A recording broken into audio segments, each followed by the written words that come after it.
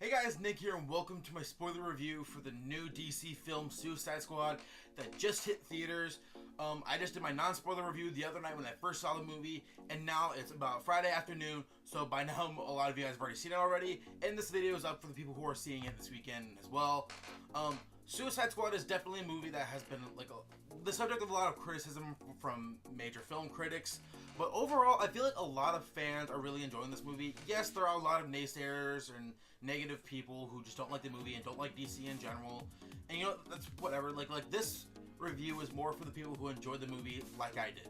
I'm gonna be more objective in my review. You know, like obviously the movie isn't perfect. I stated a lot of my problems in my non-spoiler review, and I'll touch on some of the things that didn't work for me in this review.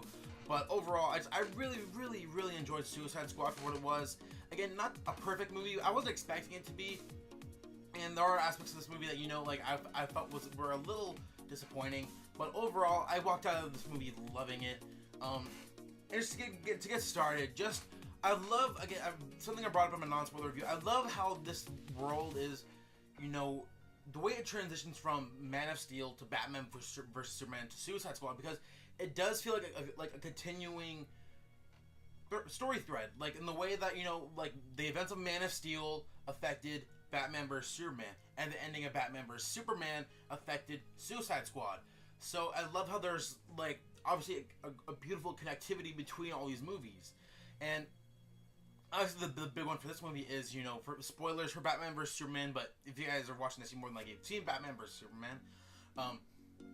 It's obviously the death of Superman, and how that's pretty much the reason why the Suicide Squad is formed, because we see Amanda Waller, you know, gathering up this team of metahumans and villains, because the world no longer has a Superman to defend it that is necessarily on the side of the government. And now Amanda Waller's like, we can use these people as leverage to do our bidding, and if they screw up, we can throw them under the bus, all because of the death of Superman. And obviously we know that Superman's coming back in Justice League and stuff like that, but I love the connectivity of all these movies, creating just, again, a continuing story thread throughout these movies, that all these movies affect one another. And going into it, you know, I knew it was like the death of Superman was going to be brought up. And one thing I thought was a really sweet and touching moment, and in the movie, when we see Amanda Waller, you know, I believe it was when she was going to dinner to talk to the government officials, we see a guy selling t-shirts, Superman t-shirts, and on the front it has the Superman logo, and on the back it says "Remember," and that hit me right in the feels. Because for most of you guys who have seen my videos and have seen my reviews, you guys know I love Batman vs Superman, both versions of it, especially the Ultimate Edition, which I hold. I love as much as Man of Steel. So it's become that high level of the movie for me. So in that moment when we see the Superman shirt, like, it hit me because Superman's death was a really emotional thing for me to see in both versions of Batman vs Superman. And seeing that, I thought that was a really nice, touching thing that David Ayer threw in there. Again, continuing the story throughout the universe. And another one of my favorite things in this movie that I couldn't really touch on in my non-spoiler review is the Flash cameo scene. It's something I wasn't expecting at all until I had seen, you know, stuff come out with, like, they're showing a scene with Boomerang and there's lightning all around him, and I'm like, obviously that's Flash. So I was kind of spoiled before I saw the movie, but still, that scene nonetheless was an awesome scene. And from everything I've heard, that scene it was directed by Zack Snyder, and obviously that's gonna piss off a lot of people who hate this version of the DC universe. And, you know, it was great for me because I'm a huge fan of Zack Snyder and the way he's done for the DC movies. And in that scene, it was just cool because obviously Captain Boomerang is a Flash villain, and seeing, like, I love knowing the fact that Flash is the reason why Boomerang is in prison, and seeing Ezra Miller as the Flash again. And it's kind of funny because, like, none of us were really expecting Ezra Miller. I mean, we kind of knew he was gonna have a role in Batman vs Superman, whether it's a cameo or whatever, but it's funny because he's been in 2 movies, like, in a row in the same year playing the Flash, albeit small roles, mind you, but still, I like that because I'm really excited for his portrayal of the Flash. We've seen little bits and pieces, and obviously with the Justice League trailer, we see that scene between him and Bruce Wayne. It just gets me excited for this universe as a whole, just because I love the casting of Ezra Miller. Ezra Miller's a fantastic actor. If you guys haven't seen the movie Perks of Being a Wallflower, for me, that is a beautiful example of him and his acting ability, and that movie is one of my favorite movies of all time, just because I resonate with that movie and its story so much, because You know, you think it's all a coming of age story. It is, but it's so much more beyond that. And he plays a really great character in that movie. So that's where, like, I'm really excited for what they're gonna do with him as the Flash. So that was a really great scene. And another thing I want to talk about is the mid-credit scene at the end of the movie when, you know, Amanda Waller's having dinner with Bruce Wayne, and he was the one saying, you know, we no longer need your team, you know, it didn't work out the way you wanted. And in that moment, we see that, like, the tension between the two, because obviously they don't like or necessarily trust each other. But Amanda Waller, like, makes it seem like she knows that Bruce Wayne's Batman.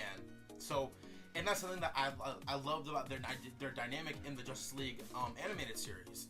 So I really like seeing that. And then she's the one who gives them the files on all the metahumans, including Enchantress, Barry Allen, Arthur Curry, as you know, Aquaman. So I'm glad, like, to see where, like, Bruce Wayne gets more of that information. But the first time seeing the movie, I'm like, wait a minute, because, like, in Batman vs Superman, when he has those files, you would have thought that Lex Luthor had, you know, like, the file names and all that information for those metahumans. Apparently not. But, you know, it was still a cool scene nonetheless. And it was awesome seeing Ben Affleck again. Same thing with Ezra Miller, seeing him 2 movies in the role of Batman. Again, just I'm so excited just for DC films in general. So seeing, again, Batman again, just for the second time in a movie this year, I geeked out a lot.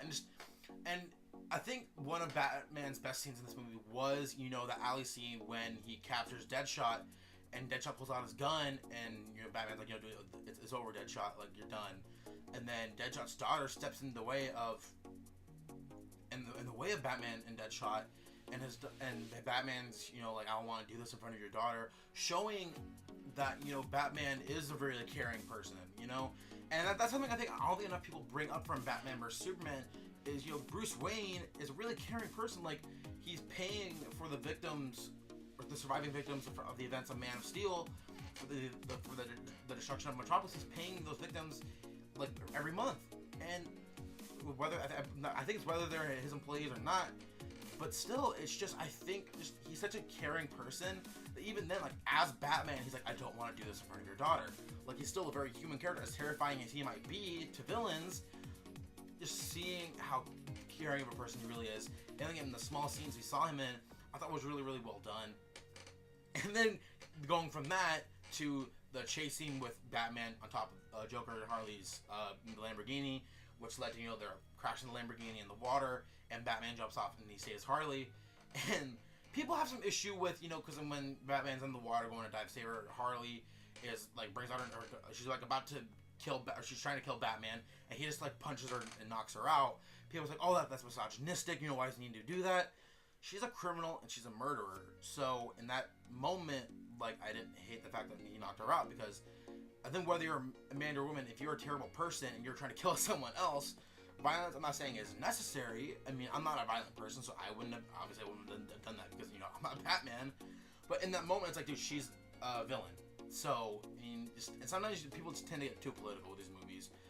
So anyways, moving from that, and then he pulls her out of the water, and he's like, bring her to the Batmobile, and he gives her CPR, and then at first, and this is something that bugged me the first time I saw the movie. I mean, I still have only seen it once, but in that moment, like, he's giving her CPR, and I thought it went to film, like, him kissing her. But I guess talking to other people who've seen the movie, it was more along the lines of, you know, like, he's giving her CPR, and then she proceeds to kiss Batman. So that was where I was like, okay, like, that makes more sense on Harley's side, because, you know, Bruce Wayne or Batman wouldn't just make out with Harley Quinn. It was Harley Quinn making out with him, and he didn't want it. So that was something that was a little confusing for me. Now, going back on it, it doesn't bother me nearly as much as it did initially. And Harley Quinn is obviously the standout for this movie. Her and El Diablo for me were the two standouts of this movie. You know, Margot Robbie owns the role of Harley Quinn so much. She became Harley Quinn. I didn't see Margot Robbie. I saw nothing but Harley Quinn. And yes, in the beginning, her humor felt a little forced in certain scenes. Like, it didn't feel like, and it just felt a little off to me at first. But then, you know, understanding who the character is, like, it worked for me. Like, the longer the movie went on, and seeing her dynamic with the team, and especially with Deadshot, and obviously her romance with the Joker, and that's something that I was actually really pleased with, was this interpretation of the Joker and Harley romance that didn't necessarily feel abusive or really like just Harley obsessing over the Joker. It was an obsession on both sides. Like, Joker was as obsessed with Harley as Harley was with him.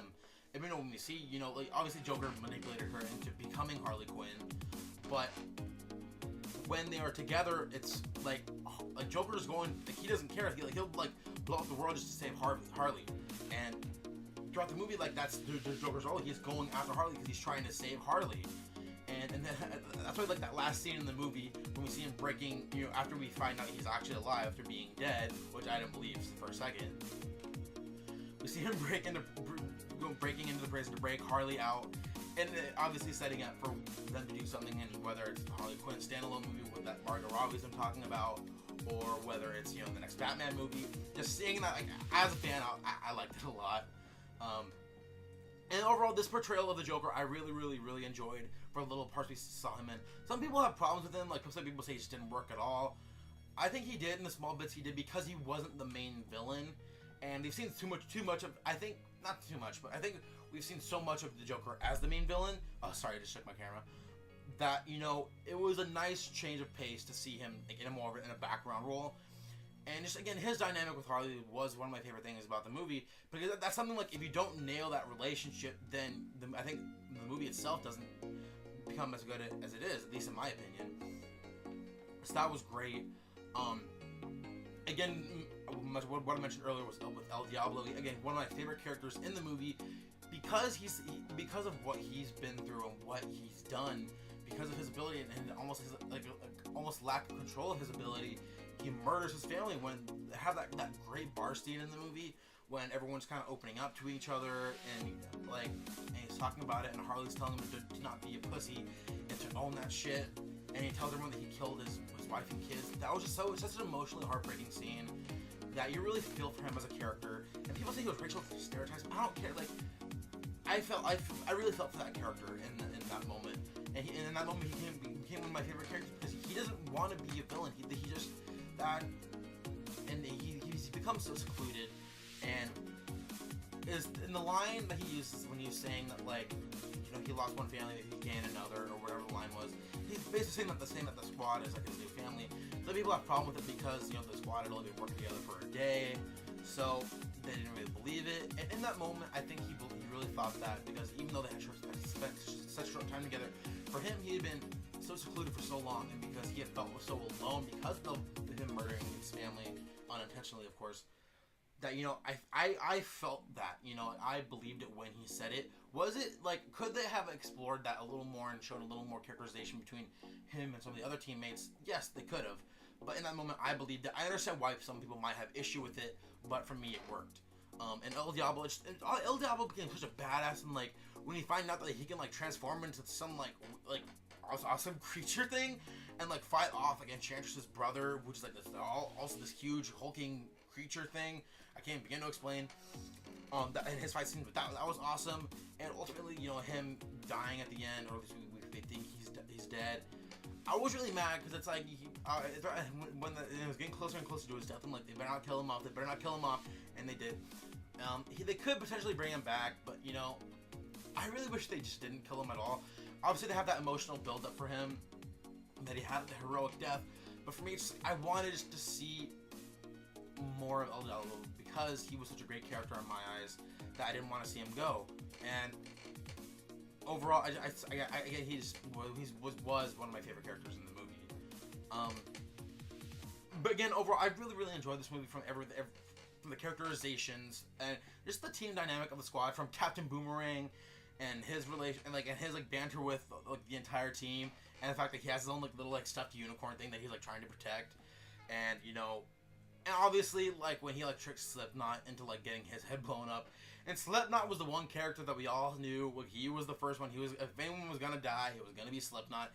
And they killed him off so quickly that I'm like, it was kind of a waste for Adam Beach, because he really did nothing with the character except just he was literally just there, and he knocked a woman out because she had a mouth. And that was, I understand he's a bad guy, but at the same time, it's okay, you didn't have to do that necessarily, but I don't know. Slipknot was dying, you know, I did not see coming.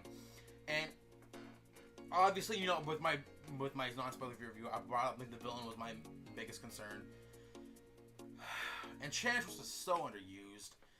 and her whole plot line was so confusing. It's like, you don't understand why she's doing this. And some people are like, oh, I get it. Like, props to you if you do. I don't understand why she was doing what she was doing. I thought it was interesting, the dynamic between her and her brother, and that she wants to, because she's like, there's a new world to her. She wants the world to kind of revert back to what it was. I kind of understood that aspect of it, but they didn't explain it enough to the audience, to us as an audience, to why she's making these decisions, or why she wants to do this. And I thought it would have been more interesting to have, because the Flag, like the Enchantress is afraid of Flag. If they would have expanded on that more, I thought she would have been a better villain. But she literally just did like that whole weird like shoulder thing, like, and that's all she did. Like, it's just, I don't know. I was really like unimpressed with what they did with Enchantress, considering she's one of the characters I was looking forward to the most. And I had a feeling she wasn't gonna be like part of the squad, but I don't know. I mean, visually, I thought she was really cool, especially when like they're in that meeting and then they summon Enchantress for the first time, and her like hand comes up and it comes up like this, and then it turns her into Enchantress. That was really cool visually. But beyond that, I think Enchantress was a really underutilized, and it's not that great of a villain. And it sucks because I love the casting of Cara Delevingne, because I think she's a really charismatic actress. I know she has a bright future ahead of her, but it's just, I think she was really underutilized in this role of Enchantress. And probably one of the bigger things in the movie is, Amanda Waller, Viola Davis. She was definitely Amanda Waller. Like, everything she did was like, it was, especially in that scene where she's like taking out her own like guys, and she's like shooting everyone down, like when they're trying to evacuate that part of the building that they were all in. I'm like, holy shit, like, she's a bad character. Like they make you hate her. Especially at the end of the battle, when they defeat Enchantress and she comes up and she's like about to blow everyone's heads up, and even Will Smith is like, "How are you not dead yet?" Like, I think because that's what everyone was saying. I thought it was funny. Obviously, Amanda Waller, I thought her character was really, really well done. I'm looking forward to what they do with her next. More than likely, they're gonna do a Suicide Squad sequel, because I believe this movie's gonna make a ton of money to warrant a sequel. And I think, like, obviously, I think enough people, like, enough of the general audience are gonna like it, and already like it as it is, to want a sequel. So I'm really curious what they're gonna do next. Obviously, you guys have heard my spiel on it for almost 20 minutes now. I loved this movie. Again, it has problems with pacing. I didn't like Enchantress in the way they use her.